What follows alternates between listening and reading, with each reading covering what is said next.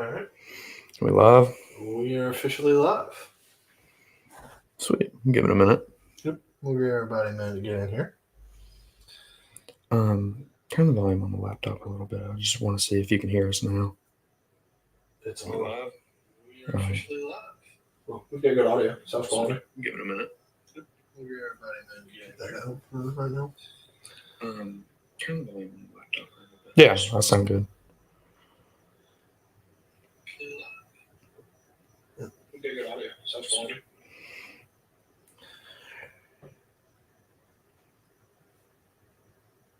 Yeah, that sounds good. All right.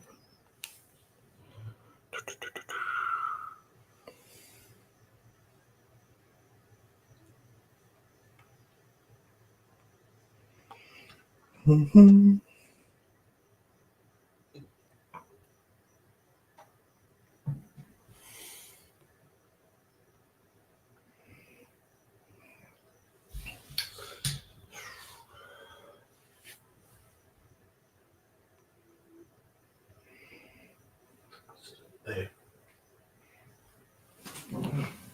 Connection unstable.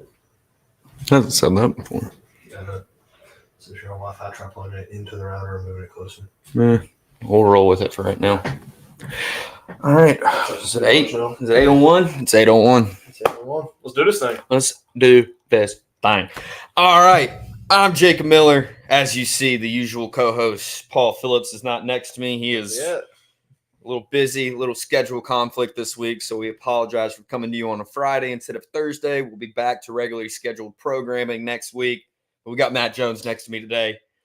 He's going to help us through this week, and usually he's behind the mic on the ones and twos, but we're going to get him involved this week. And same message as last week. If you're on YouTube, like, comment, subscribe. We want the chat very active.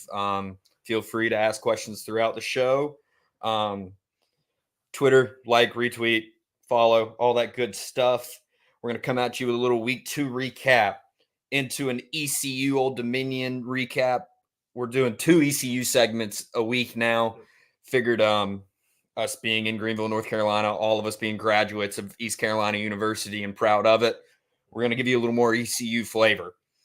Into Real or Fake, we'll go into what is the Down East Sports Poll Top 12,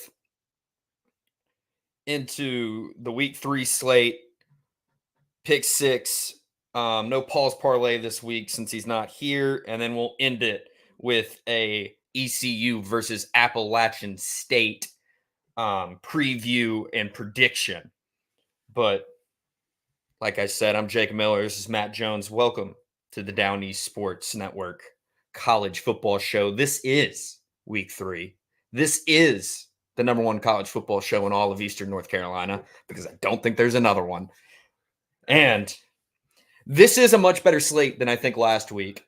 I don't think there's not the heavy hitter, so to speak, of maybe week 1. I think we slept on week 2 a little bit last week and ended up, there were some good games. Quality football There were games. some quality football games. There definitely was some excitement, and we'll go ahead and jump into what was the biggest game of last week and definitely didn't hold to it from a quality standpoint. The Texas Longhorns went up to Ann Arbor and beat the living crap out of the Michigan Wolverines. Their offense looks putrid. I don't care if it's Orgy or I can't think of the other guy's name, the cancer survivor. They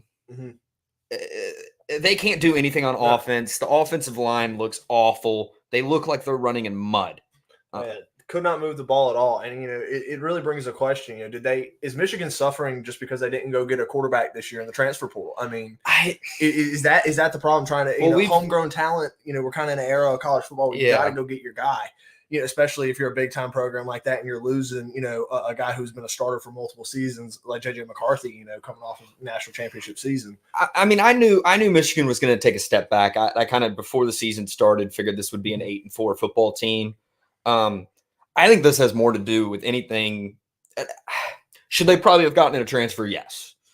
But if you look at the transfer class at the quarterback position outside of Cam Ward, it hasn't looked great for other Yeah, teams. guys haven't performed yet. They're still trying to fit in. Brock Vandegrift didn't look good last week for Kentucky.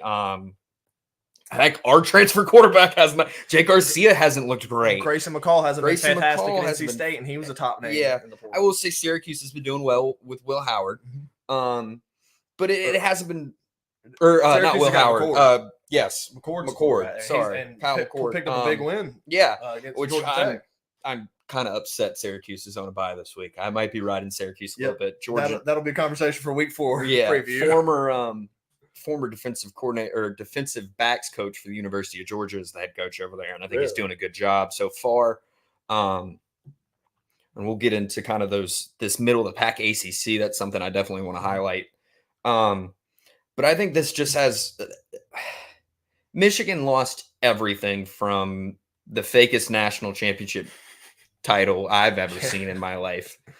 They're cheaters. I don't like them. They have arguably the most amount of Walmart fans on the face of the planet. And, well, it's Michigan.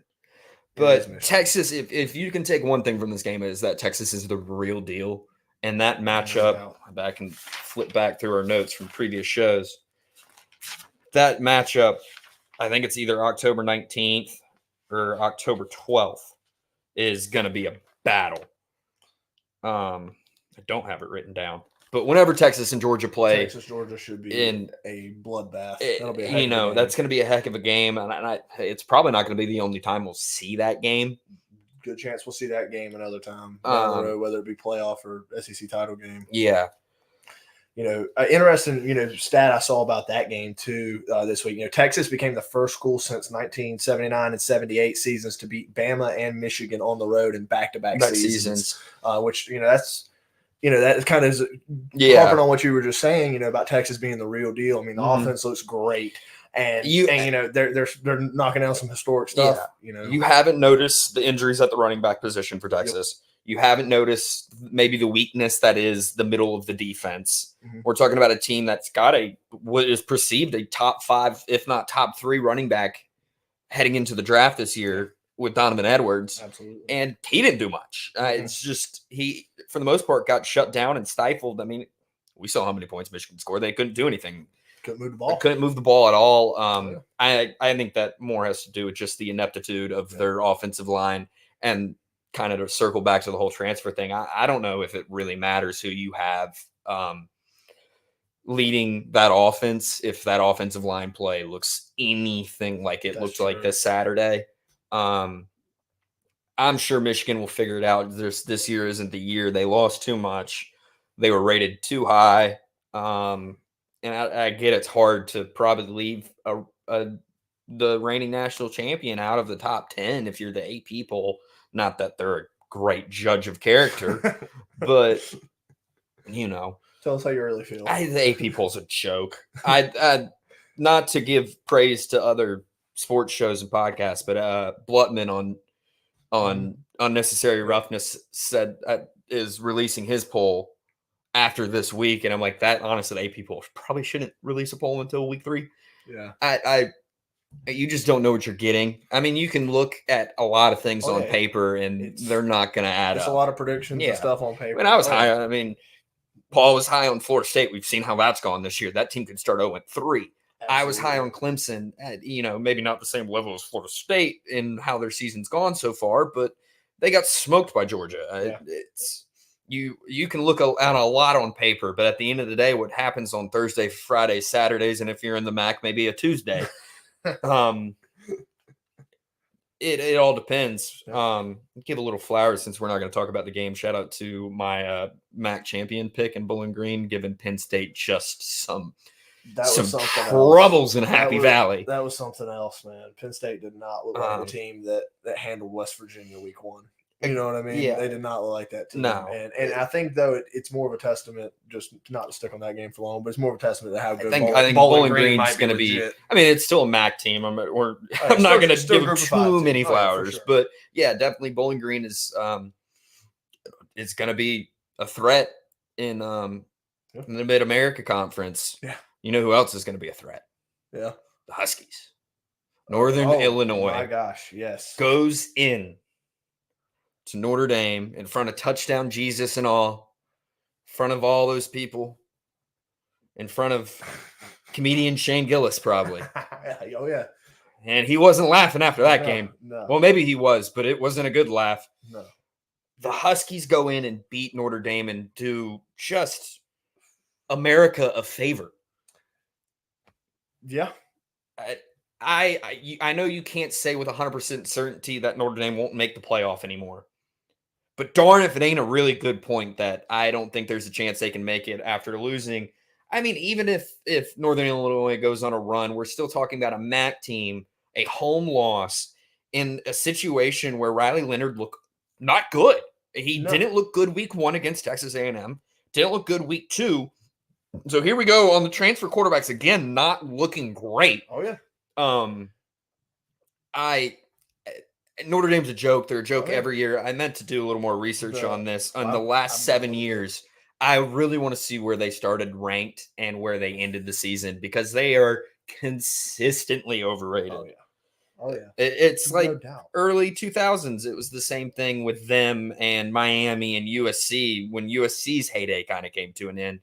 But for whatever reason, you know, Miami got their flowers this offseason and reasonably so from what we've seen from them this year as being really the only true contender that's probably going to come from the Atlantic Coast Conference this year. But in USC looking like they could be a threat in the Big Ten, but Notre Dame, you know, outside of those couple seasons where they make a national championship in 2012, get drummed by Alabama, they make the college football playoff, get drummed by Alabama. Anytime it seems like they have to play a postseason game of any value, they get destroyed. Yeah, they've struggled to win the big game here recently. That's for sure. And Riley Leonard does not look like he's the guy to bring those big time wins to the folks in South Bend. Like it just doesn't look like it. You know, there's a lot of talk. You know, he's injured. He's got, you know, shoulder problems, all these things. That's great. You know, the question that I bring is you've got Steve Angeli on the bench, who's your backup quarterback. He won your bowl game last year for you. Threw for like close to 300 yards, if I'm not mistaken. You know, at what point does it become, all right, hey, let's try the next guy? You know, clearly this isn't working. I mean, and I guess maybe, you know, he's your big high profile transfer. You want to give him the chance to lead the offense. But, you know, really Is it a shoulder injury that's the problem, or is it Riley Leonard that's the problem, or, you know, and what's the next step? Marcus Freeman? Is it Marcus Freeman? That's a great question. And you know, we know he comes from the other side of the ball. I think a lot of it's chalked up that Notre Dame's not a great football team. They don't have the talent to compete with the big dogs, and let alone apparently the middle of the pack. Group of 5 schools. Yeah, I don't know what else to say about Notre Dame other than I'm glad I don't have to worry about them ever again this season. Because even if they do run the table, which I don't think they will, they have a matchup late in the year with USC. I believe they play Michigan as well, who I think Michigan, even though we just dogged them too, I think they're a better team. I agree. Look at Notre Dame's schedule. Yeah, I'm trying to pull up Northern Illinois right now. I'm going to talk about them next. Yeah, I don't see a world in which Notre Dame makes the college football playoff. Yeah. I guess that would have been a good topic for our Real or Fake category. But I had so many honorable mentions for that this week. Yeah. But I don't see it. I can't, of course. Here, Independence. There we go. The Independence section. Gotta love it. Might as well put them in the Atlantic Coast Conference. But yeah, looking through the schedule here, I mean, they got Purdue this week. They'll probably win that. They got to play Louisville. That's a tough game. Georgia Tech might be a tough game. Still got Florida State. They do not play Michigan. I don't know where I got that from, but they end the year at USC, and I think USC will probably dog walk them, especially if this defense of SoCal's continues to look anything like it's looked so far through 2 weeks. Heading to our next game on at the same time as Texas and Michigan. Arkansas, Oklahoma State played, and arguably it was probably the most, maybe not pretty, but by far the most entertaining game of week 2. Action, especially the second half. Goodness the second half it blew up, and that is the luckiest cover. we'll get to our picks at the end. Yeah. That was the luckiest cover I've ever had. I remember looking over at my company I was watching with and was like, they were covering with little time left in the fourth, and Arkansas is driving, and I'm like, you gotta be kidding me. This is how this happens. And then I'm like, we're gonna go to overtime. It's not gonna hit. And then reminded myself overtime 2, you got to go for 2. That by far, if you ever have a 7.5 point spread, you got to be praying for double overtime at this point. Double OT. But I got 2 takeaways from this game. A, maybe Arkansas is not as bad as we thought they are. Actually, scratch that. I got 3 takeaways. Maybe Arkansas is not as bad as we thought they were. They're probably a middle pack SEC team at best. 2, Oklahoma State's not as good as we thought they were. No. And we'll get to them again here in a second. 3, they're still going to fire Sam Houston because he cost them the game. Yeah. I love him. He was a great offensive line coach at the University of Georgia. Or Sam Pittman, not Sam Houston.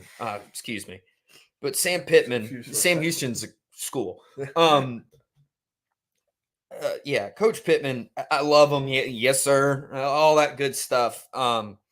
His game management and play calling down the stretch there cost Arkansas the game at more than once. I mean, they blew it for him. Yep. That was a winnable football game for them. Absolutely. That is something he could have hung his hat on at the end of the year and go, really, you're going to fire me. And I just beat Oklahoma State. Yeah. Yep. Oh, yeah. No, 100%. We got some stuff. New speaker alert. Sound is much better. No. Sweet. Yeah. Nice. Appreciate it, guys. But definitely just a masterclass in snatching someone that left a comment in there is famous Mark Miller line. They snatched defeat from the jaws of victory. Yep. It's just quite impressive the way he coaches that team out of wins. It's absolutely. I think he's all but fired, along with a couple other maybe SEC coaches, but definitely an entertaining football game. I meant to look at Ollie Gordon's stats, but I know he had a rough first half. Yeah, Ollie Gordon did not have a big day. He kind of came, made some big plays down the stretch, but this game kind of proved to be, okay, Oklahoma State can still win a football game when Ollie is not playing at his best, not at a Heisman caliber. Exactly, and that kind of, that gives a little bit more faith towards Oklahoma State stock this season, right? Other note kind of just on their outlook for the year. I did see that they lost a preseason all-conference linebacker to injury, likely for the year in that game. So that's just, they got a hole on defense now too. Clearly a big piece of his preseason all-conference. So, that is a question down the stretch. Defense obviously didn't look great early, let Arkansas put some points up on the board big time. Even though they did make some stops, late in the stretch, but that also was Arkansas failing, and making some big time mistakes. But penalties and poor special teams really is what let Oklahoma hang around in that football game, and then ultimately to win the football game. I definitely. We were wrong about the best running back in the country, and we'll bring his name up here in the real or fake segment. But definitely a lackluster performance from Ollie Gordon. But like you said, special teams and penalties from Arkansas cost them the game. Absolutely killed them. Last national game we'll do from week 2 had the battle for Iowa State, Cyhawk which was Bowl. Everything we advertised it was. Absolute rock fight. The overcash by 3 points, which really hurt me. I really wanted to go 4-2 last week. And in all honesty, considering that game, I probably should have gone 2-4. I'm lucky to go 500. Yeah. But which already not off to a great start this week. But late comeback from Iowa State to just get it done. Just one hell of a rock fight. You know what you're going to get when these two teams play. My biggest takeaway from this game is that I don't think we really learned much. I think we kind of had the same takeaways we had coming in. Iowa State is a team that maybe could contend in the Big 12. Maybe couldn't. I don't know. Iowa, they're a team that probably will go 10-2, 9-3. They're still right where I thought they would be. That game was very on brand for what we thought it was. Yeah.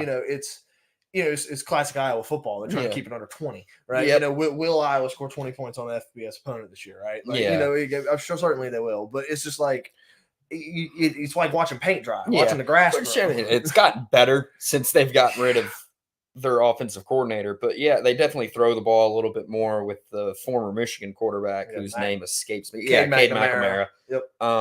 But even with him, though, the offense still looks still compared to other offenses. Yeah, sometimes I wonder. I mean, obviously, it doesn't work that way. But if they could just punt the ball to the wide receivers, they'd be one heck of an offense. If it was legal, it might. There would be an option. But it definitely. Iowa, the question always is they going to be able to score enough points to keep up with other schools? We know they got great special teams. They got a good defense. Solid, always. So another close game in what is usually one of the better early season rivalry games. Absolutely. Always look forward to that. Which I know we're not getting into week 3 yet, but seeing some of these rivalries, we got the Apple Cup, we got Civil War, we got the Backyard Brawl this week. Mm-hmm. It's just weird seeing that week 3. But we'll go ahead and hop in, which for those in the chat, if you want to put in your comments about the game against Old Dominion, which you want to talk about watching paint dry. That wasn't watching paint dry. That was putting a toothpick under your toenail and kicking a wall.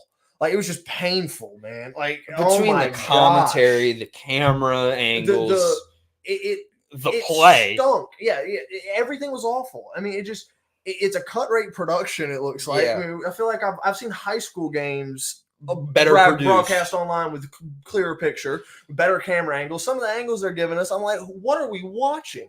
It just, the production was just overshadowed, though, by the fact that the Pirates decided that we just want to throw interceptions. We just want to. 4 interceptions. Good gosh. 4 interceptions. 5 good decisions in a row, and then just throw it to the moon and see who catches it. Oh my gosh. Which, and if it wasn't from a great performance from Rajay, oh my gosh, I don't know if we win that football game. Absolutely not. No, the carries off 2 60 plus yard touchdowns. Both of them, both touchdowns were 20 plus yards. One was like 60. Yeah, we lost. Remind me his name was it Bond. Javius. Yeah, I hadn't seen. Have we seen an update on? I haven't seen an update on his injury. He did not play against ODU. Yeah, he got hurt early into the first quarter. Yeah, he did not play past that first quarter. Was it his second carry of the game? Yeah, maybe? And it was early. So early. That definitely isn't what we love to hear. But even though the score, if you look at the box score, it doesn't show it. I think we can safely say that ECU does have weapons on offense. Maybe not world-class weapons, but Rajay Harris is a solid tailback. Absolutely. Skinny Raji. I was talking to my buddy about it today. He lost 10 to 15 pounds this offseason. He just looks quicker. He does look quicker step than we saw last year. He's still an aggressive downhill runner, which, me being the Georgia fan I am, I love that. He definitely has no problem hitting a hole with just some anger. Love to see that. Tight end's still involved this week. Yep. Defense still looks good. And I think that's the biggest takeaway we can take on a positive standpoint about the East Carolina Pirates so far. Absolutely. The defense did everything it needed to against Old Dominion to win a football game. That's it. Jay Garcia scares the hell out of me. Completely agree. And we'll get in. We'll talk more about X's and O's and what we think of the roster when we get into when we end the show with the App State preview. Yep. So I know there's probably a lot more ECU fans than anything. So just bear with us, hang around. Yep. We're going to talk about ECU again, like I said at the top of the show, twice a show. We're trying to give you as much as we can. That seems to be what the populace wants. We're going to give you what you want. Absolutely. But I know weather had a little bit of a factor there. Sue in the comments was there. It was wet. Yeah. It was windy. It wasn't pretty place to but watch football. Still, 4 interceptions from Jake Garcia. No touchdown passes. And no touchdown passes. So he's got 4 touchdowns and seven interceptions. Yep. Through 2 games. It's not a stat line you love to see. Almost an interception a quarter. Yeah, almost. And I think he was averaging through the first half of this game an interception a quarter. He was. And I had a theory And shout out Brooks Austin. Great Twitter follow if you really like getting into the weeds of college football, X's and O's wise. He believes there are two type of throwers at the quarterback position. There are rotational passers and there are linear passers. And I thought this might be a problem of we have a linear passer, which there's strengths and weaknesses of both. Linear powers, think of your Matthew Staffords. Peyton Manning was a linear thrower. Yeah. They got to throw the ball as hard as they can in order to be accurate. And I thought maybe Coach Baker's not putting the right routes in for him, but no, he is a rotational thrower. His shoulders are square every time he throws the ball, which leaves me to just believe he's not a great decision maker, which is a bigger concern. That's exactly than maybe because that's a quick fix. It's okay, all right, we're not calling plays to the strengths, but like I talked about last week, those out routes look scary to me. Anything on outside the hashes, Garcia doesn't throw the prettiest of balls. He's a great down the field thrower. Yes, he can make that and I was throw. like, well, maybe that's something linear pass will struggle with is layering the football, but maybe it's just he's not in rhythm on those throws, but it definitely his decision making has been something. Not something. It's been a problem. Cause for concern.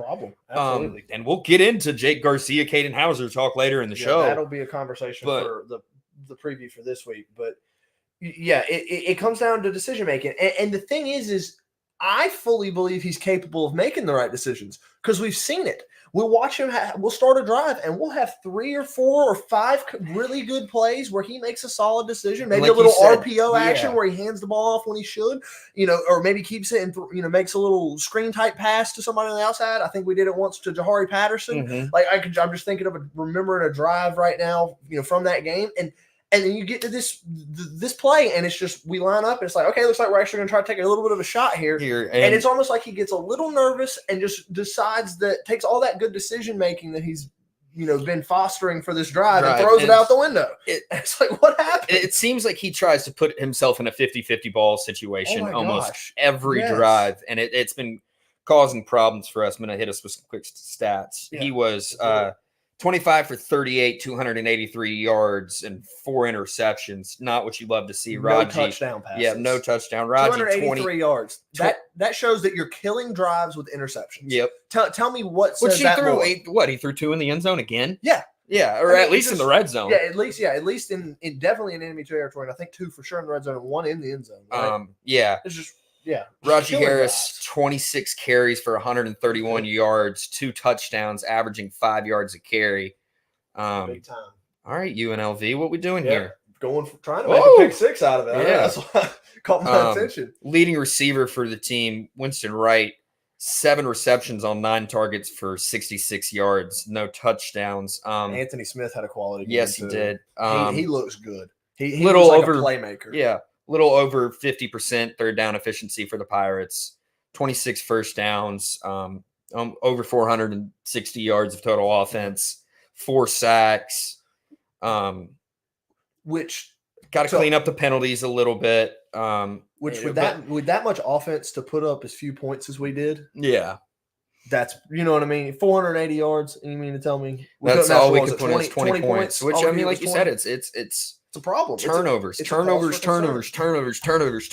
It's been a theme for this team this year, and they're putting the ball on the ground too. Yeah. It's not just through the air. I mean, in game 1, you threw 3 interceptions, but you had 6 turnovers. Yeah, 6 times we laid it on the ground. And I think, and I mean, you just gotta protect the rock more. You can't just be coughing the ball up and expect to win football games, particularly against higher level of opposition. Yeah, that's got to be the biggest point of emphasis for Coach Baker and Coach Houston this week. Absolutely. Is that we got to hang on to the ball if we want to continue to win football games. Yes, we're 2-0. That's great.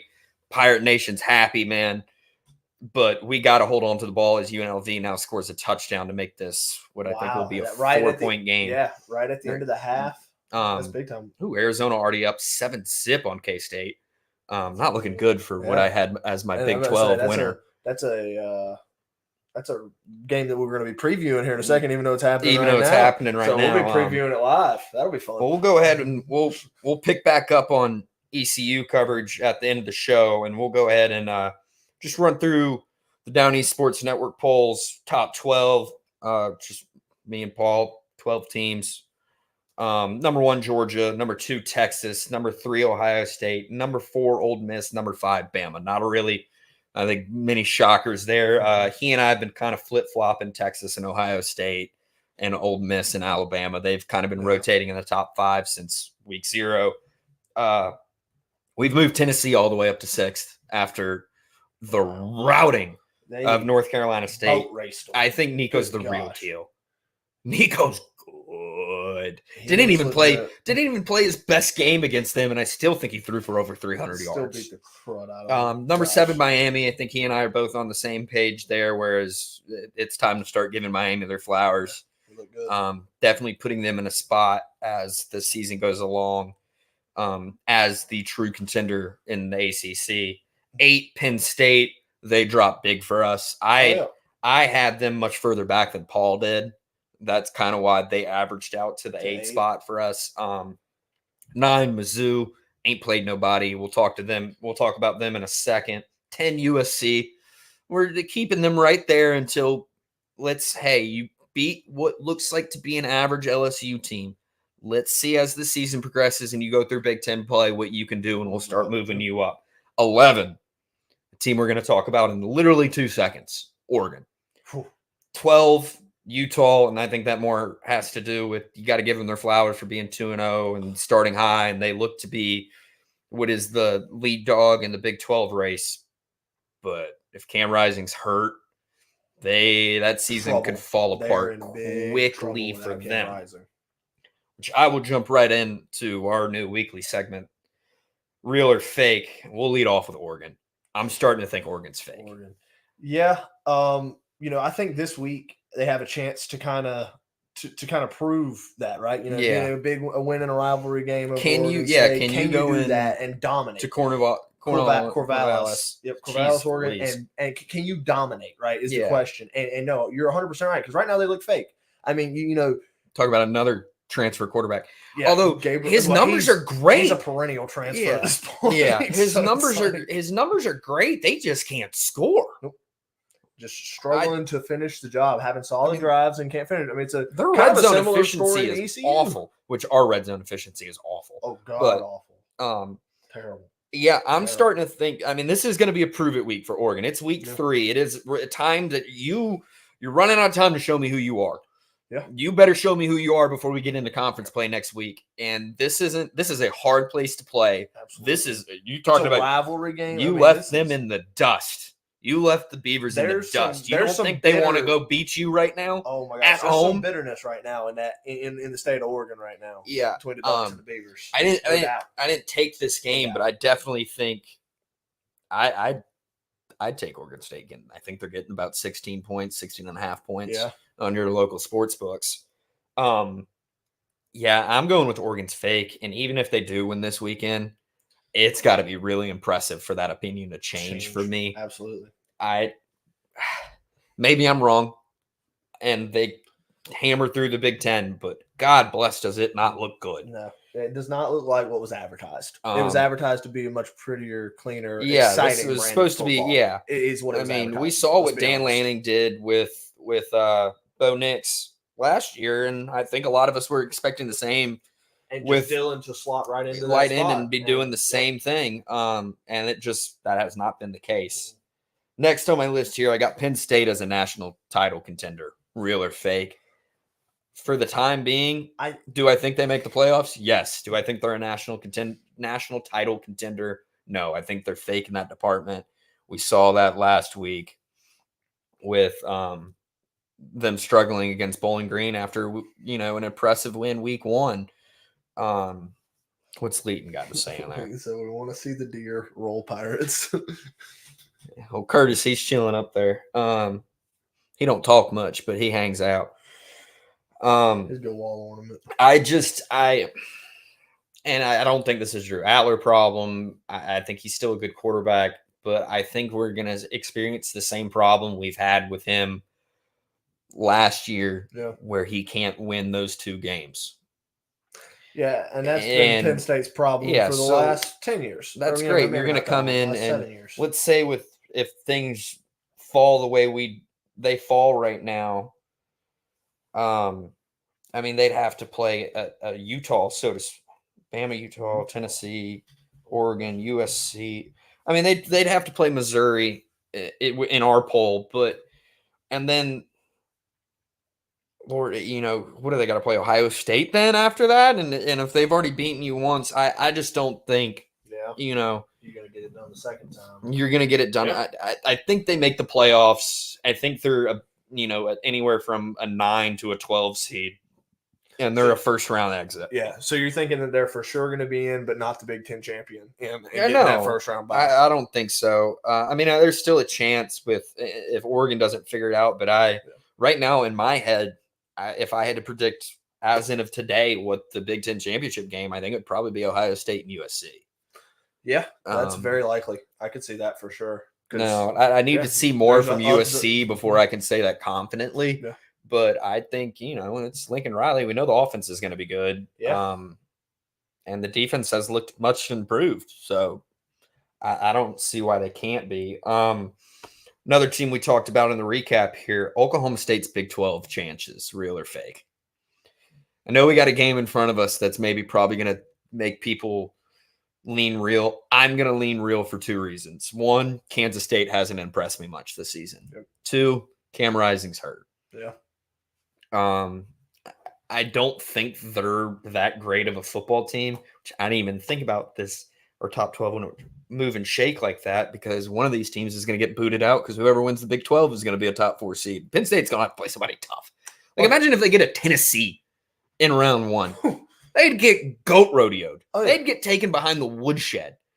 Oh, yeah. What's he got to say now?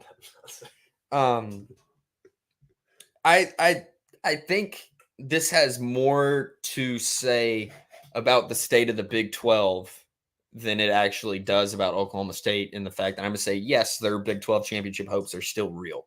Yeah. But it has more to do with the product around them than it does with Mike Gundy's football team. Agreed. Yeah. No, and I think we all knew the Big 12 was going to have a little bit of a drop off this year. You're losing Texas and Oklahoma. I mean, those have been your two big boys for the last several years since the restructuring to the Big 12. And you picked up some quality programs, but again, it's like you said, the Big 12 is not what it once was. It's not as strong. And I think I completely agree. I think it's real for now, but the first 2, if not 3 weeks of conference play, the opinion could be completely different. Yes, because we will learn a ton about that program as well as other programs in the Big 12 from just those first couple of games. We'll kind of figure out. It'll be honestly the natural version of real or fake to an extent, right? Yes. Next one I got up here, real or fake. SEC gets 6 playoff teams. 6. Wow. I'm gonna tell you got 4 guaranteed spots. So we're saying 6 out of the 8. Well, you're saying 5 out of the remaining 8. Yeah, because you're getting one in as a top 4 seed. And you're guaranteed group of 5. So you're getting one in as a top 4. So 5 that would count for you. Yeah, 5 out of 7. Yeah, 5 out of 7. I'm gonna say fake just because I think the committee in their first year with a 12-man or 12-team format, I think they're going to try to be a little bit more share the wealth, if that makes sense. But in the future, I think without a shadow of a doubt, that is real. That is 100% real in the future. I think this year, though, I'm going to go with fake for now. I'm going to go with real. I mean, I just counted in our top 12 poll, we already got 6 teams. Yeah. Georgia's probably going to be there. Agreed. Without a doubt. Agreed. Texas is going to be there without a doubt. Tennessee looks like they're going to be there without a doubt. I could see where Tennessee gets there. Ole Miss has a weak schedule and a strong team. Missouri has a weak schedule and a strong team. And then you got Alabama. And Alabama, they got to play Georgia. But Kalen DeBoer might have those boys ready to play. He might have them ready to go. And you never know. Who's to say LSU doesn't come back and make a conversation? I think it's a real possibility that the whole entire nation gets pissed off and you see 6 SEC teams in the playoffs. Yeah. And I just hate to break it to everyone. It just means more. My last one for real or fake here. Alshon Genty. I probably just butchered his name. Ashton Genty or whatever. Genty. Boise State running back. Yeah. Real or fake, makes it to New York. Not saying he wins the Heisman. Does he make it to New York as a Heisman finalist? I'm gonna have to say real. I mean, I think it's a very real possibility. You know, in the eyes of a lot of people around college football right now, they think he very well may be the second best individual player in college football behind Travis Hunter. You know, there's a lot of talk definitely of that. Pound for pound. Yeah, absolutely. And so you know, yes, he's coming from a Group of 5 school, and in the modern landscape of college football, doesn't get the same love that, you know, maybe a smaller school player or quarterback would have gotten, you know, 10, 15, 20 years ago. I still think it's a very real possibility that we could see him, you know, sitting there that night on New York and hoping and hoping for to have his name called. Will he win it? I have no idea. Don't think Probably so. not, but I don't think he could be there. I don't think Boise State has the remaining matchups to put enough of a highlight on him to win the Heisman. But I think they do have good matchups. I think they play another good opponent. I think they play Oregon State. Possibly. That may be right. Or Wazoo, one or the other. Sure. I could probably find out quickly. But I just don't think he's going to have the national notoriety to get him the Heisman Trophy. But I definitely think he should think that he will have a seat at the table in New York, and deservingly so. I mean, he is by far the best running back in college football right now. He's probably a guy we'll be seeing play on Sundays. I think also too the odds of him making it to New York and being a Heisman finalist, I think a lot of that depends on Boise State's success as a whole. Now, you know, he's going to have a big year, but if Boise State goes undefeated and is running in their conference championship game with no losses, I mean, does he have enough notoriety to warrant possibly winning the thing? Who knows? Yeah, I mean, it would be if Boise State can manage to go 11-1. Looking at their schedule here, they got a tough conference matchup against UNLV at UNLV, and I think that's going to be the hardest matchup, and they'll probably have to play them again in the Mountain West Championship game. And they end the season with Oregon State. I just don't see enough eyeballs being on them throughout the season. So I'm going to lean fake on him winning it, but I definitely think and hope if this season continues anything like it has so far, we see him in New York. Yeah. Well, let's jump into the week 3 slate here. We'll lead off with what we got in the second half here. Notable news: J.D. Vance will be at tomorrow's App State East Carolina football game. Oh, how about that? Isn't that just interesting? ECU notification, large politician, VP nominee. Great. That's pretty interesting. Take an hour for all of us to get through the stadium. Those thoughts happened a little while ago, Lee, and they will be coming back here in just a moment. He wants thoughts on Jake Garcia. Yeah, we will. Just in case anyone's joining us here, thanks for hopping in. Feel free to be in the chat, ask questions, comments, concerns, whatever you want to say. Like, subscribe, tell a friend. If you're on YouTube, tell your dog, tell your mom. Yeah, like, cousins, retweet, neighbors. On Twitter. We will do at the end of the previous week recap. We'll highlight ECU, and then at the end of every show, we will preview East Carolina. So East Carolina will always have 2 segments for the remainder of the season, unless there's a bye week, and then we'll probably still have do one a segment. recap. They'll have at least one. At least we will be talking about the Pirates. You never know. Yeah. What do Pirates do on a bye week? Yep. That could be a new segment. Yeah. Week 3 slate. We'll go ahead and start off with a game that's currently in the second quarter right now. I don't know if K-State just took a touchdown lead, up 14-7 now on the Arizona Wildcats. We were talking a little bit about the Big 12 picture. This to me is, you don't got to blow Arizona out. Arizona's a good football team. I know they lost their coach, but they didn't lose a ton of players. You need to see K-State kind of come out with some fire. They've been a little lackluster so far this season. I put them as my winner of the Big 12 conference. I think Paul might have as well. So you definitely would get Shadur off my TV. Punk. I say what you want. Sure, Sanders is a punk. You don't leave your team 2 minutes remaining in the game because you're getting goat rodeoed by Nebraska, like we predicted on this show. That was a prediction on this show, absolutely. Which I heard a take that his dad being his coach might be the worst thing for him. Because if he goes anywhere, because all I could think of when he pulled that stunt was whatever year, first year of the college football playoff, I think, when Jameis got suspended and came out on the field in full uniform, and Jimbo went off on him. And we're talking about Jimbo, who isn't really the greatest sign of showing discipline. Busting somebody's behind. Yeah, back on topic. Yeah.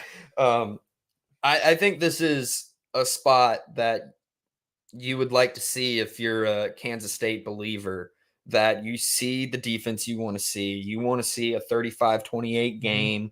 Offense looks good. Defense looks solid. Arizona's a beatable team. Absolutely. It is a ranked matchup, but you definitely need to it is time to start putting your foot down a little bit on, hey, especially with Cam Rising being hurt, we are the premier team in the Big 12 conference, and we will be hey, this is our conference to win. Anybody could grab it right now. This game is interesting, right? In that it does spell a lot for these teams' entire seasons going forward, right? A win in this game can be the springboard that either of these teams needs to push themselves to being the premier team in the Big 12.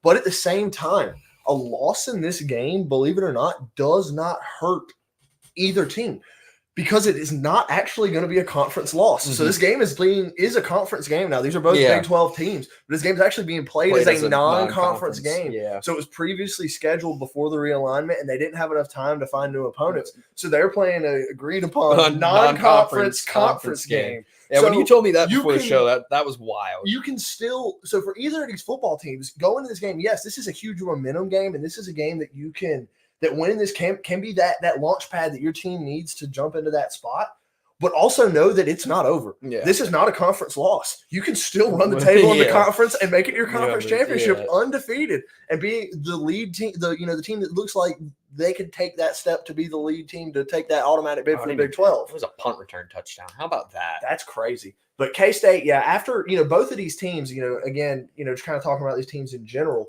both of these teams struggled last week, right? Yes. They both struggled with lesser opposition, albeit, I can't remember Northern Arizona. Yeah, and Tulane should have beat K-State. Tulane had K-State beat. K-State pulled it out of the rear end to come back in that football game. But Northern Arizona hung around with Arizona. And so, my Tulane take looks wrong. You said Tulane was going to be bad. Yeah, I didn't say they were going to be bad. I didn't think they were going to be They look this. okay. Yeah, Tulane looks pretty good. They're going to give my USF Bulls a run for their money. Zach wants to go back to the 12. Playoff 12. Again, he wants to see your top 12. Our top 12, just to run, we got Georgia 1, Texas 2, Ohio State 3, Ole Miss 4, Bama 5, Tennessee 6, Miami Hurricanes 7. All about the U. The Penn State Nittany Lions at 8, Mizzou at 9, SoCal at 10, Oregon at 11, and the Utah Utes rounding out at number 12. I like K-State in this game. I don't know what you think. For sure. I completely agree. I think K-State is the better football team. They're going to have to show it. I think Arizona is certainly not a slouch by anyone's standards. Yeah, I don't think so either. But like you said, I think K-State will win this game, and I think they will use this as kind of like that launch pad to first step forward to, hey, this is our conference. We're going to win this thing. Even though we don't have a conference win yet, by winning this game, it still is a big – a big quality win and a resume builder. Yeah. Resume, confidence, you name it.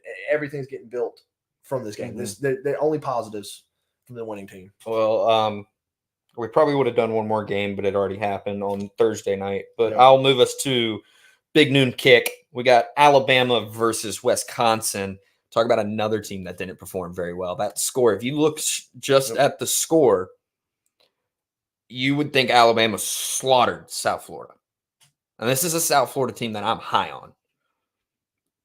They gave them problems until there was 10 minutes remaining in the fourth quarter. It's a closer game than anybody thought it would be. South Florida is going to be a problem in the American. Quality football program. Now, That being said, I think Alabama goes into Camp Randall and puts a hurting on the Wisconsin Badgers, led by Luke Fickell. I know he's trying to change how things are done there, but for years, I mean, ever since I was little, when core prime college football memories, 6, 7 years old, I remember playing, NCAA 07 with Matt Liner on the cover, I think. And being like, all right, I got Wisconsin in the Capital One Bowl against Georgia, and I'm like, what do I know about Wisconsin? They got a good defense, a good offensive line, and they run the football. Well, that's not what they do now. And they got Trevor Van Dyke from Miami, and they're trying to sling the ball. Unfortunately, they don't have the speed at wide receiver to really do that. They don't have the dudes. And here you are, you're going against, and I know it's not a Nick Saban-led team anymore, but DeBoer's got dudes on that team. Oh, absolutely. I mean, we're still talking about a team that's still Bama. Returned a lot of players. They got a freshman wide receiver that looks sick. Say what you want about Jalen Milroe, but he's productive. He's a very quality college quarterback. There's differing opinions on him. Talk about linear throwers and why he struggles to throw the mid-range ball across the middle. He can't layer the football. Yeah. He's more of a linear thrower. Go for full circle there. But bring it back around. I don't know what Wisconsin can dial up against this Alabama team for this to be anything less than, and there's an interception in the end zone, K-State ball. And he's bringing it out. Oh, he's bringing it out. Hello. I got to 23. Got 3 extra yards. Yep. I mean, that was productive. Outside of a small miracle, I don't think Wisconsin's got a dog what's chance in. No. Another word I probably shouldn't say. Yeah. I was looking at the line earlier today. I just happened to be bouncing around on my preferred sports. It's still at 16. Is what it's 16. Yeah, it was at 16.5. And so I'm back up again. I didn't take it, but I'm going to, because I think Alabama easily wins this game by 3 scores. I don't think Wisconsin has any answer for them, even though it's going to be in Madison. Yeah, I don't think there's an answer. Roll damn Tide. Thanks, Pops. And Zach wants to know most overrated team and most underrated team. And I guess it might have been out of your top overrated 12 or just in general. I think right now the most overrated team is probably Penn State. I think we're giving Penn State a lot of flowers for beating what is probably going to be a middle of the pack Big 12 team. And I know we have strong opinions on West Virginia. Yeah. I think they're probably the most overrated. I'm going to get ahead of this, and I could be dead wrong and look idiotic. Mm-hmm. I think Syracuse might be one of the most underrated teams in the country. You heard it here first, folks. I think Syracuse could contend in the ACC. I don't think they can win it. I really don't. It's Miami's conference to lose, but I think Syracuse has got the quarterback play. The defense hasn't looked bad, and it sucks that they're on a bye week. I would really like to talk about them a little bit. I'm excited about some Syracuse football. The words I almost threw up in my mouth saying that. Folks hadn't said since Jim Brown. Let's be honest. Yeah, I think they're a very underrated team. Just trying to run through some teams in my head. I think USC is a little underrated at the current given moment, but that won't last long, and they'll get the hype. I think who else? I think Boise State, just because they're not a non-power 5, they kind of seem to be the leader in the clubhouse for the group of 5 team. Absolutely. I can't really think of anybody else. There's only 15 undefeated group of 5 teams through 2 weeks. But I'm going to go ahead and what we have coined to add on top of our real or fake segment, I'm going to give you the real or fake game of the week. We have Boston College heading to Columbia, Missouri to take on the Missouri Tigers. Missouri ain't played nobody, Paul. Which I know Paul's not next to me and it doesn't play the same, but they ain't played nobody, Paul. And, they're a team that could be on the overhyped list just because we're looking at a team that went 10-2 or 11-2, I think, last season. Solid football team, well coached, easy schedule, and I think people are just kind of already, kind of just penciling them in there. Hey, this is another 10-2 football team, and they could run into a situation where Boston College and Bill O'Brien and Thomas Castellanos. Castellanos. Yep. Punches him right in the mouth. And you got the flip into the schedule with Boston College. Is this their moment? Is this Boston College's chance to say, hey, Miami, we're your competition in the ACC. We're that team. It's not Florida State. Nope. It's not Clemson. We're coming on, and we're coming on hot, and we are ready to freaking play some football. And this is, for me, I think this is that game for them where, like you said, it's a true real or fake moment. We learn a ton about Boston College from this game. Are they a contender? I think we learned a ton about Missouri in this game. You're going to see two different philosophies from these offenses. We've seen how Missouri plays. It's very explosive, and not that Boston College isn't explosive, because I think they have Castellanos is one of the most fun players to watch in the country. Underrated, very underrated player. But we saw what they did against Florida State. That's kind of their MO. You're going to see a team that wants to go fast and score a lot of points versus a ball possession team. They're going to be disciplined. They're going to move doesn't slow, make a lot of mistakes. Pull some stuff up here on Boston College. But they're going to run the ball. It seems to be the strong suit of this football team. And, here. They're 12th in the nation rushing. They've rushed 284 yards per game. Wow. They're almost talented. 300 rushing yards a game. Wow. 284. Yeah. That's big time, man. I didn't realize they're rushing. They're running the mess out of the ball. Wow. Whereas you got the flip end of it where Missouri's almost getting 500 yards a game. I mean, we're talking explosive offenses. Defense definitely favors the Missouri Tigers here. We've only seen Boston College play Florida State, and that's why this is the real or fake game of the week. Is Florida State could end up being 0-3 at the end of this week. And then maybe our conversation last week about will Mike Norvell get fired, you start 0-3, that seat's going to get real warm. I mean, I don't see how it doesn't. It's got to be pretty damn hot right this second. Yeah, you would think. I think from a fan base perspective, Florida State fans are extremely irritated with what's going on there. They're so over. I think from an AD and a president standpoint, you lost one game last year. They're going to give him the benefit of the doubt. He's got a leash. He's got a little bit of a leash right now. Now, he can keep tying it tighter around himself right now. I mean, right now he's just doing laps around the tree. It's like the dog has seen a squirrel. He's pulling on it pretty hard. You go 0-3, and you got to think that they've got you by the collar at that point. Yeah. Heaven forbid somehow it gets to 0-4. Yeah. I think who do they play? I don't know who the following game is, but they're gonna have to. They're off this week, but they have Memphis next week. Which that's a not losable game. No. Then they get Cal. They should beat them. SMU, who I was high on, doesn't look as good as I thought they would. What's that got to say? Who's the best player in college football not named Carson Beck? Oh, we've already been through this. It's the Boise State running back. Yeah. Ashton Ginty. Ginty. I think he's by far probably the most talented player in the country right now. Through 2 weeks. I think that has more to do with. I think Quinn Ewers actually would probably be my number 2 in this given moment, because he's got the matchup. Not that Beck had good numbers against Clemson, but they weren't eye-popping video game numbers. Where I think Ewers played a little bit better against Michigan last weekend. Ewers looked quality. He looked as advertised. I think there's 3 guys you're definitely going to see in New York right there. Oh yeah.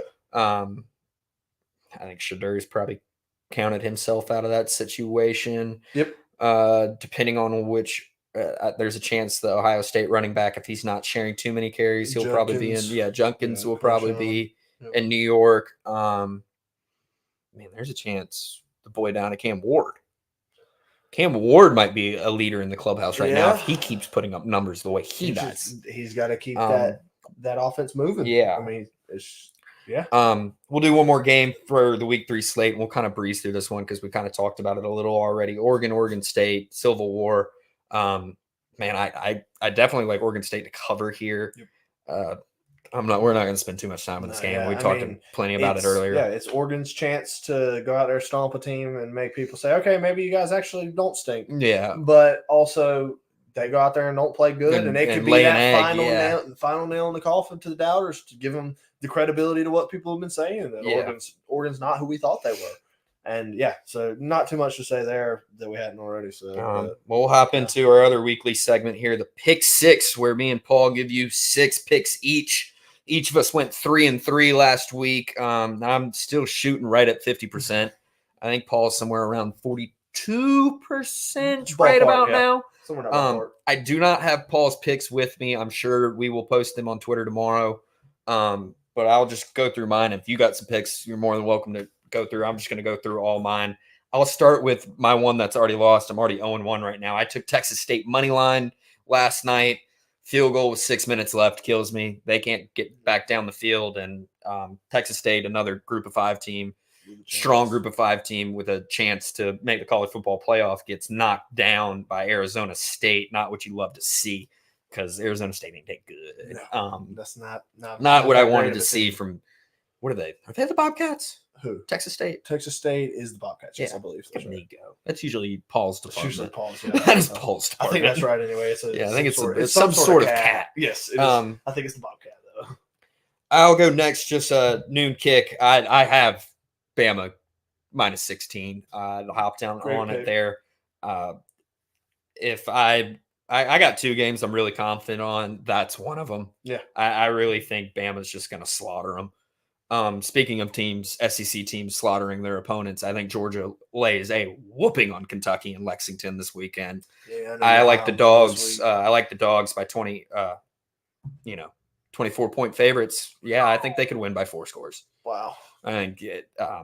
You really think they're going to on the road? On the road, wow. This is a team that, being the dog fan I am, I can think of a couple losses in Lexington. I remember an Aaron Murray team that lost to them, I think. Or no, that was Joe Cox that lost to them. That was embarrassing. We don't lose a lot to Kentucky. Yeah. Let alone we don't lose a lot to Coach Stoops. I think the style of play Stoops plays with the, we're going to run the ball up the middle. Okay. Thank you. Yeah, run right into the strength of the Georgia defense. Yep. Brock Vandergrift did not, BVG didn't look very good last week, and I have nothing but nice things to say to him. I was appreciative of his time at UGA. He does not look good. Got benched. Yeah. How does that affect his confidence? Great. And Georgia just looks to be, in that conversation of 5-6 teams that are the strength of the country. No, completely agree. I like another rivalry game that we didn't highlight in the slate. I like West Virginia -2 in the backyard brawl against Pitt. Yep. I don't think where's it being played this year? I think it's at Pitt. It's at Pitt. Okay. I believe it's at Pitt. I still like West Virginia. I think they look. Yeah, I like West Virginia. They look a little more competent than Pitt. Yep. Pitt struggled with Cincinnati last week, only won by 1 point. And that was a major comeback. Cincinnati had that. I watched that game. Yeah. Cincinnati had that game won, and Pitt came back to win it at the very last minute. Yeah, we're talking about a Cincinnati team that none of us have good opinions on. They look terrible. I took Pitt's money line because it was plus odds. And that seemed like free money. And for the longest time, they played very poorly. I mean, the offense looked like it had no semblance of organization. They were all over the place, but somehow found a way to get it together in the second half and pull that game back in and not let it get away. Pitt got away with a win there. Definitely. God, I went SEC heavy. That's how you know when I'm in my bag. Oh, yeah. When I just start betting SEC teams. I like Ole Miss -22.5. I thought this was a low number considering they're playing Wake Forest. Yeah. You got to think they're just going to get a hold of them. Yeah, I mean, it's Ole Miss, Jackson Dart. There's a quarterback I left off on maybe a Heisman finalist as Kansas makes a goal line stand here. 3rd and goal as they just stood UNLV up for a loss of 4 on the play. UNLV just got a big turnover though too. Yeah. I noticed. God, they just ate his lunch right there. Come on, big boy. But yeah, I like Ole Miss by a lot. I mean, this could be ugly. Very likely. Is Wake Forest going to score? Yeah, I think they'll put up. Will they put up more than 10 points? Probably not. That's what I'm saying. Probably not. And They'll probably get a score. We're talking about a Lane Kiffin-led offense. He's going to at least try to put 40 on the board. Minimal. And Jackson Dart's looking lethal right about now. Yeah, he looks quality. He's in mid-season form heading into week 3. Keep going. Yeah. Last pick of the week, little comeback spot here. I don't remember who Michigan's playing. Let me find that out real quick. But I like Michigan, 23.5-point favorites at home. I think this is a little comeback spot for them. It's a lesser opponent. You got to think they're going to be in a better spot. Arkansas State. The Red Wolves. Which is Butch Jones still their coach? Who's their coach? They have some former coach leading that team. I have no idea. I just think Michigan gets a hold of them at home. They're going to be playing pissed off. They got embarrassed. Yeah, they just got flat embarrassed at home. Embarrassed. I think this is a good comeback spot for Michigan, and then I'll throw you a fun little player prop just because he scored through the first 2 weeks. Colby Young for the Georgia Bulldogs. I've seen him at over half a touchdown. I like him to get one this weekend, so I'll throw that little nugget in there for everybody. Little prop. Yeah, little prop. Love a little player prop. Got any bets I didn't hit on there? Yeah, I hadn't really looked other than today. I was looking at the Bama-Wisconsin game. I love that. If we did locks on this show, that would be my lock. Absolutely. I really, really like Bama to cover there. Win by 3 solid scores. But like I said, I hadn't really looked too much at the betting slate this week for college football. Maybe I might tweet out one of my anytime touchdown scorer parlays this weekend on the channel. So I did make a few. We definitely of those today, need to do a little more NFL stuff on the account. So I do have a couple of those we cooked up, but not much in the college slate. Like I said, that one game stood out to me was Bama's line. I was like, wow, I'm gonna absolutely be taking that line this weekend.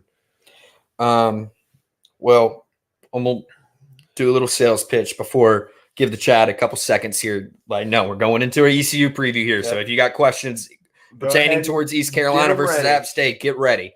But just a reminder for those of you on YouTube, that helps us out a lot. Comment, subscribe, tell a friend. Likes go a long way. And just helping us get more exposure and getting out there in the algorithm. That's just a big help to us on Twitter. Please give us a follow, retweet, comment. Opinions are welcome on all platforms at all given times. We would love to interact more with people that are listening and commenting on the show. We've definitely kind of grown so far through this is our 4th show now. Yep. And I think we've had steady growth every week. Absolutely. We appreciate everybody tuning in to the Down East Sports Network. And let's get into it. Yeah. Rivalry game, so to speak. Yeah, this is App State. Other than Charlotte, this is as close as we get to a rivalry game this year. We checked right before the show. The lines moved to now only 1.5 points. Has it? Yeah. App State is a 1.5 point favorite. Over under at 59.5, which I think is a really interesting number. Wow. God, I think it's going to be right around that. Yeah, that's going to be close. This could be a 33-26 game. Yeah. Very easy. Yeah, I was thinking, 35 on 59. Yeah, 35-32, 28-30, something like that. Why do I feel like the over is going to hit though? I kind of like the over. Why do I feel like the over? Why is that what my body? I know we talked about it in our recap, but I'm going to preface this with here. What did Leighton say?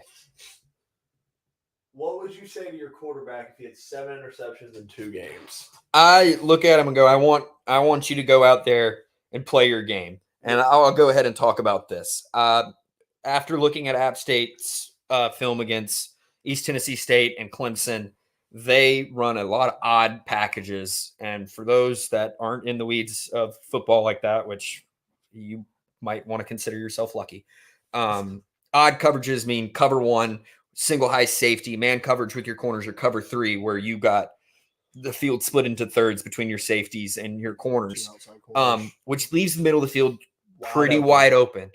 I want to hammer that home. You're going to be looking at slants. RPOs should be big in this game. If we're running verts, you're picking in between which seam. You're looking at that safety. He's going to have to pick one or the other. He can't cover both of them. Somebody's going to be open. Your eyes are going to be drawn a lot with that single high safety to the linebacking core. you're really going to be trying to see, all right, am I getting man? Yep. Where are my matchups? Am I getting That's a man gonna on be a your tight tell. end? Am I getting man on Rajay outside of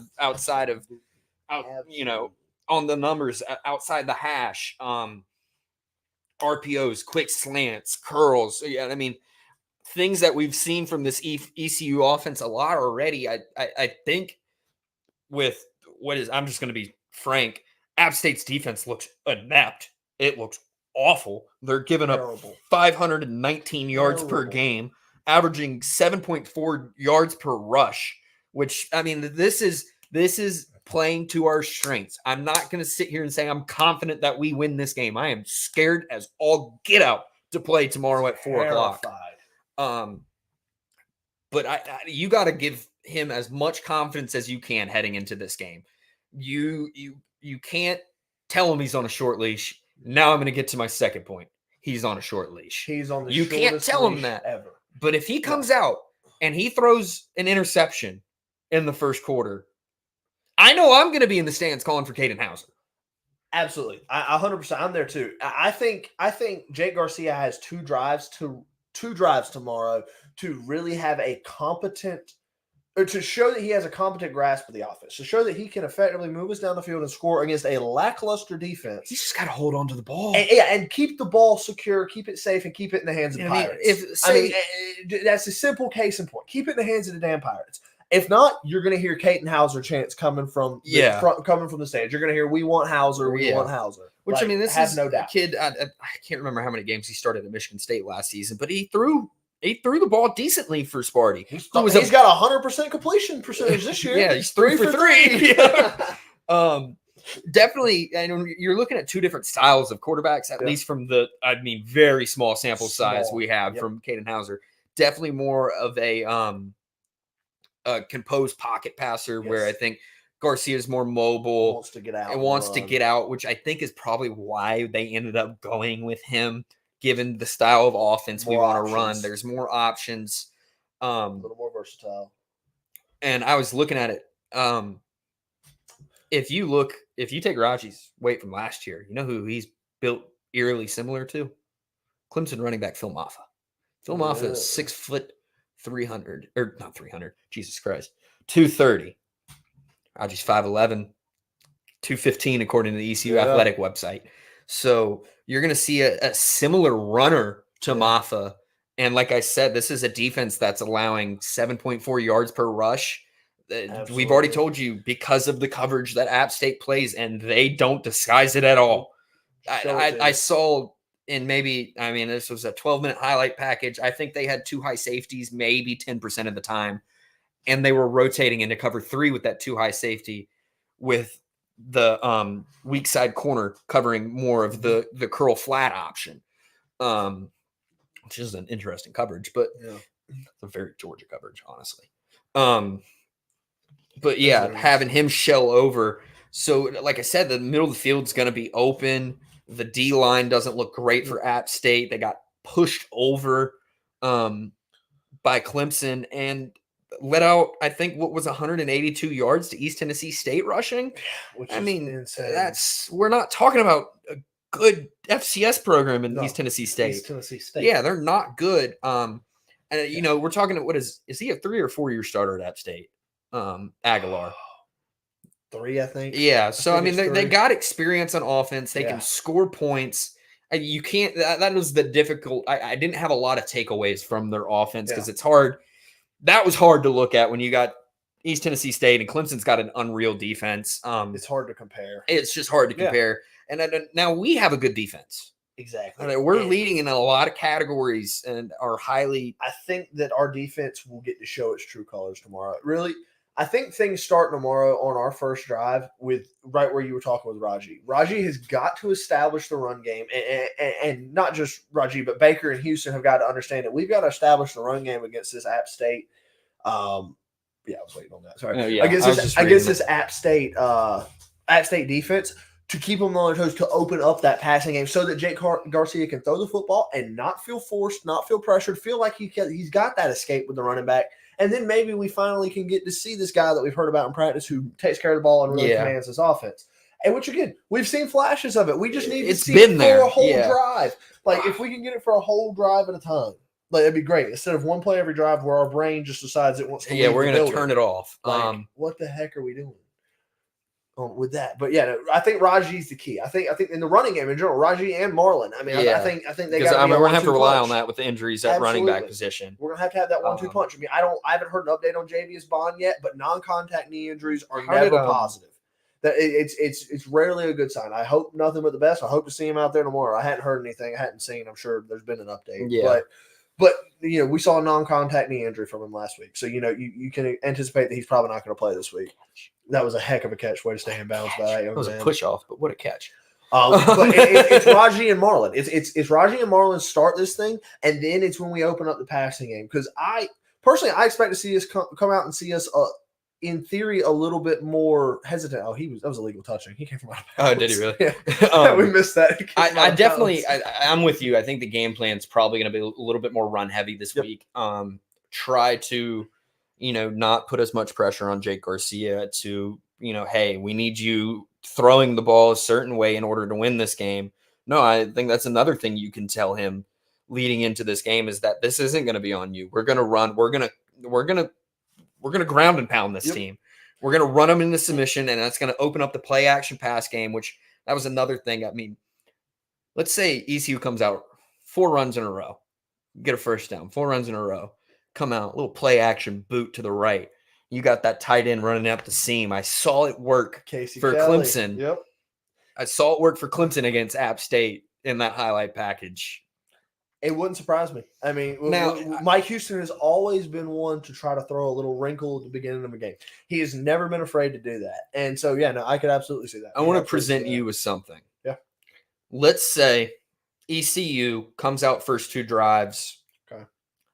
Doesn't score touchdowns, but kicks 2 field goals. 2 good drives. Let's say we get inside the 30. And we kick 2 field goals. How are you going to be feeling the remainder? In that moment, because we put points up on the board and because of just let's say it's 10-6 App State in that moment. That drive 3 is everything in that moment because in my mind, I'm going to be in a situation where, all right, the offense had 2 productive drives. We could barely put together 2 productive drives all last season. Yeah. So it's like, okay, we've got a fresh look here. We got 2 productive drives. We're clearly moving the ball. Maybe we just got to figure out what things we need to do in the red zone, right? Yeah. But it's drive 3. Which our red zone woes are. Oh my gosh, they're terrible. But drive 3 in that situation really changes everything. Is do you finally make it happen and hit pay dirt, or is that when? Is that when you keel over and it's shown that your offense really isn't that potent? You just happen to sneak into field goal range twice. I think in that situation I'm holding out and I'm looking to see what the following drives look like. I'm intrigued on where it goes from there. It's definitely maybe not for me as much the first 2 drives as much as it is the first quarter from Jake Garcia, but it's definitely he is on losing your starting job watch. Absolutely. And that's one thing too. The ECU faithful have never been ones to shy away from making their opinion heard. Yeah. Like I can vividly remember sitting in the stands, and hearing the crowd chant for Holton Ahlers. I remember. I can remember crowd chanting in 2018, 2019 season. Is that Reed Herring starting? Yes, Reed Herring was starting quarterback, and I can remember a crowd chanting for Holton Ahlers to come out and play. Yeah. And he wasn't even the first guy off the bench. It was it Kingsley Afidi or whatever his name was? Was it Kirk? It was Afidi or something like that. I think so. Kingsley Afidi or something along those lines. But then we finally got Holton, but the crowd was chanting for Holton for 3 games. Yeah. And so and it's going to be a packed house this weekend. I mean, I've seen they've already had 49,000 tickets sold, and the place only holds 51. So I mean, it's probably we're looking at a sellout crowd. Absolutely, the student section's completely cleaned out. I mean, it's gonna be a rowdy Saturday in Downey. I mean, let's just go ahead and put that out there. Yeah. I mean, if everybody you're in town is where you need to be. Yeah, it's gonna be the place to be. I mean, everyone I went to college with is coming back into town this weekend. Alumni are back in town. This is a game that we've had circled since the last time we played them. Yeah, since we played them last since year. we played them last year. Yep. It's like had it circled because it's our chance to get them here. Because when's the last time we played App State in Greenville? I couldn't tell you. It's probably been close to a decade. Yeah, I think so. I don't have any factual data that, but I don't think we've played them since 2018. I can tell you that. Since I've been going to games regularly. Yeah. And I would venture it's probably maybe 16 or 15 or 16 or something like that. But didn't we play a neutral site game against them? We played a game in Charlotte. We played a neutral game in Charlotte, and we played that at their was before place. I think that was Georgia's first natty. I think that was the 2021 season, right after COVID. And they played that Friday, and I think Georgia Clemson played that Saturday. That's right. I think you're right. In the Dukes Mayo Classic. Yep. I think you're right about that. But I'm trying to get some history here. But no, this will be a game that ECU, like you said, they've had it circled. ECU fans have had this circled on the calendar for months. This is the game that everybody's making time off from work and coming into town and making the effort to get here to go see the Pirates play. Because if they win this game, could be a huge springboard into conference play and a huge springboard to Liberty, which is by no standard going to be an easy game. That's going to be a tough football game, likely going to lose that game. Yeah. Let's be honest. Yeah. But if you beat App State, then it's like, and the offense looks good, you've got some confidence. Have not played them at home since September 1st, 2012. 2012, yeah. So decade. Where the East Carolina Pirates won 35-13.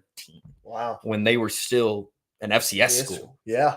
Holy cow. So, yeah, we have not played them in Greenville since they've come Major D1. Since they've become FBS. Yeah. That's crazy.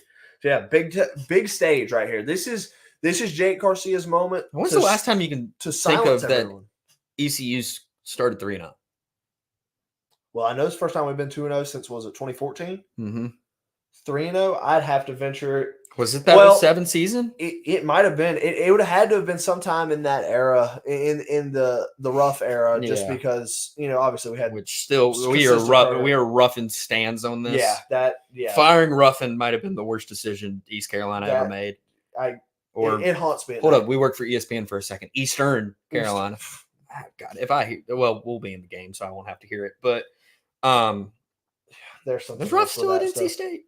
I think he's still like a special advisor to the head coach, or at least last I had heard. I thought he was the DC. He was just like a specialty assistant coach type role. Yeah. More of like a front office type personnel, but still involved with what's going on. Who's working with Dora. But no, Miss Ruff big time. That was a bad mistake from ECU. But no, this game's is an opportunity for a statement win for the Pirates to kind of say, hey, we're back to the things that we set in motion 2 seasons ago. Yeah. Winning a bowl game. Actually having some success and looking competent on a football field. And then, hey, last year was just a slight regression. We've already, we win this game. You surpass your win total for last year. Like we've already equaled it. Yeah.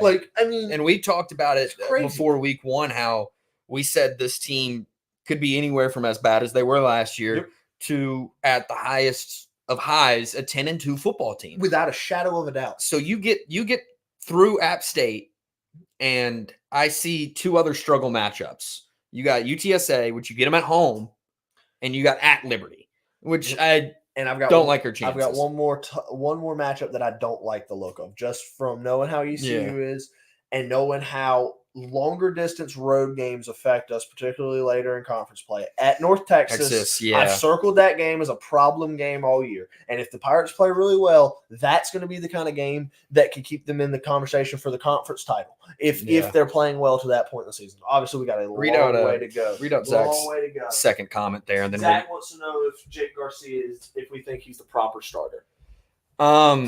It's hard to say otherwise with how little we've seen of Caden Hauser, but I think we've kind of been talking about, if we're sitting in the first corner through the first quarter and it's more or less of the same, I think it might be time to make the switch, or at least give them a look, give them a couple drives, give them a drive or two in the second quarter, or even maybe start the second half with him and just see if it's any better. Maybe he's a gamer for all we know.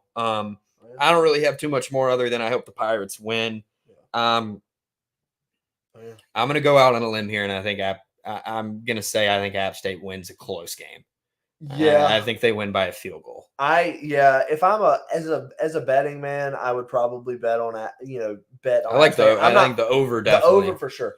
I'm also not betting on those games. I don't bet on my own teams. Obviously, I think the Pirates have every opportunity on this planet to win this football game, and if they lose it, it'll be their own fault for whether it be not showing up for the occasion or what the situation turnovers, whatever it may be. You name it, but the Pirates will determine their own destiny, for lack of better words. And it really does come down to Jake Garcia and the offense.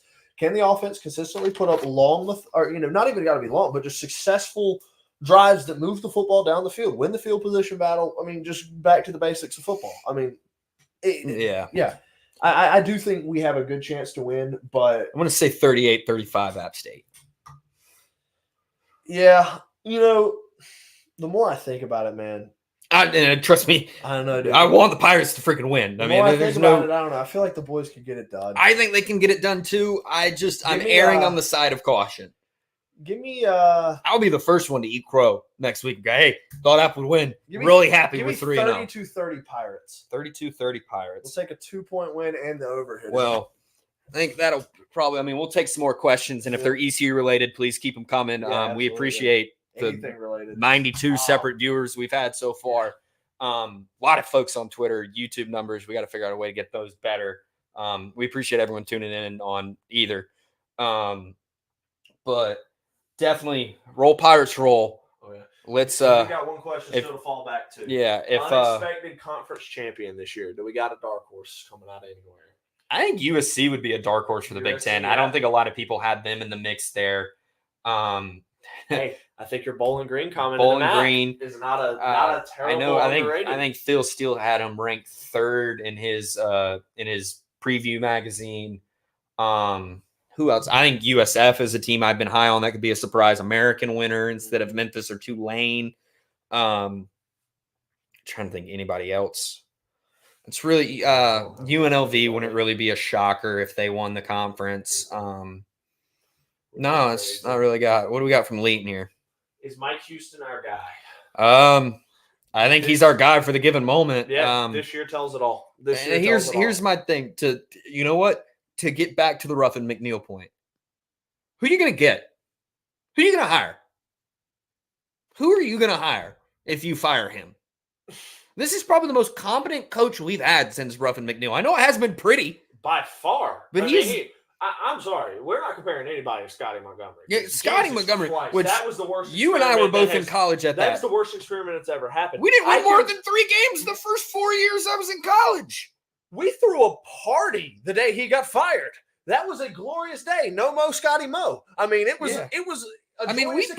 We burned a couch in the middle of the cul-de-sac when we beat Navy on a 53-yard field goal. That was recovery from that era. Good God. That's how bad we were. Let's not forget what this program was under Scotty Montgomery. He drove us into the dirt. And it's the biggest. I'm the biggest component of this. Teams got to know who you are. Yeah. And being a fan of Georgia my whole life and being a graduate of East Carolina, I love the Pirates. They're my number 2. I'm sorry. Georgia will always be number 1 in my heart. But I cheer for them just as hard as I cheer for Georgia. You got to know who you are. Absolutely.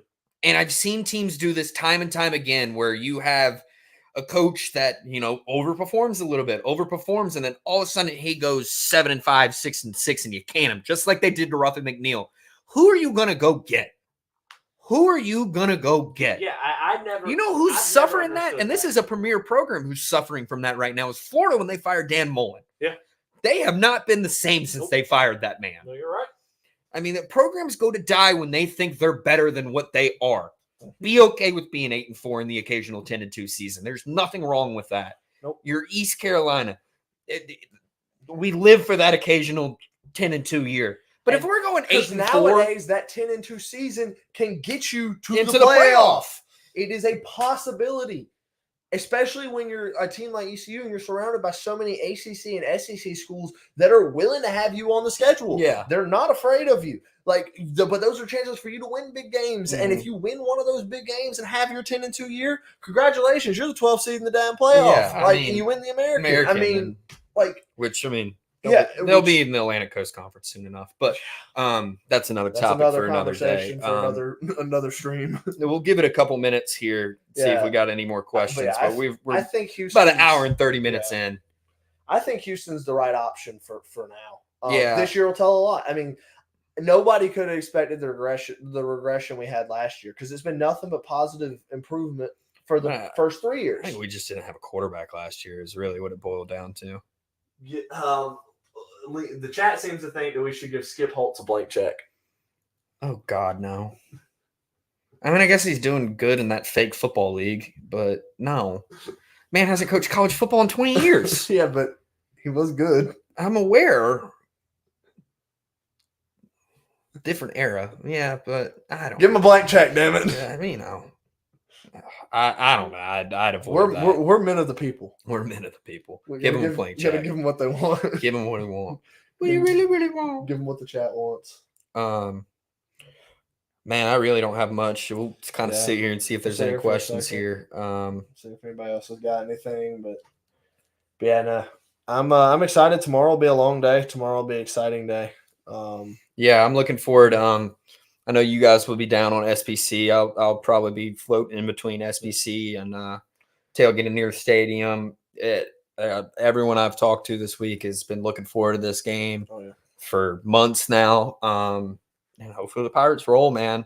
That's all you can hope for. Kind of think this is probably a good spot to wrap it up. Thank you again. Run through our whole spiel. If you're on YouTube, like, comment, subscribe, tell a friend. Twitter, give us a follow, retweet, follow the post, comment, throw bets at us. I mean, do whatever you want. I mean, we want to tweet at us, talk to us, let us know what's going on. We definitely want to hear from y'all. Yeah, we definitely want this to be a very listener involved show. But as of that, let's hope the Pirates take care of the Mountaineers this weekend and send them back to Boone crying. That's it for week 3 of the Down East Sports Network College Football Show. I'm Jacob Miller. He's Matt Jones. See y'all next Thursday at 8. Take care.